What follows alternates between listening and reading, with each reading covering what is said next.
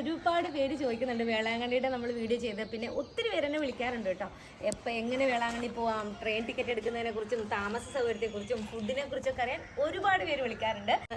ഇവിടെ വന്നിട്ട് നിങ്ങൾക്ക് താമസത്തിനുള്ള സൗകര്യങ്ങൾ അത് ഒന്ന് കാണിച്ചു തരാം. കുറച്ച് റൂംസും കാര്യങ്ങളൊക്കെ എല്ലാം കാണിച്ചു തരാം. ഇവിടെ ശരിക്കും പറഞ്ഞാൽ ഓൾവോ ഓർത്ത് ബസ് വരാം. 53 സീറ്റ് 43 സീറ്റ് ബസ് വരും. 2 വഴികളിൽ ഇവിടെ വരാൻ. പ്രധാന റൂട്ടിൽ നിന്ന് 2 വഴിയുണ്ട്. ഇപ്പൊ എത്ര തിരുനാളത്തിന്റെ തിരക്കായാലും ഇവിടേക്ക് ബസ് വരാൻ പാർക്കിംഗ് തടസ്സം ഉണ്ടാവില്ല. ട്രാവലിനും കാറൊക്കെ ഇവിടെ കയറ്റിയിടാം. തൊട്ടപ്പുറത്ത് ഞങ്ങൾ ലോഡ്ജ് ഉണ്ട്. അവിടെ അതിനകത്ത് മൊത്തം 17 റൂമുണ്ട്. അപ്പൊ അതിനകത്ത് അവിടെ ബസ്സിനാണ് സൗകര്യം. അവിടെയും കിച്ചൺ ഉണ്ട്. പക്ഷെ ഇനി ഇവിടെ ഒരു പ്രത്യേകത വെച്ചാൽ നാടൻ ഫുഡ് ഇവിടെ കൊടുക്കും.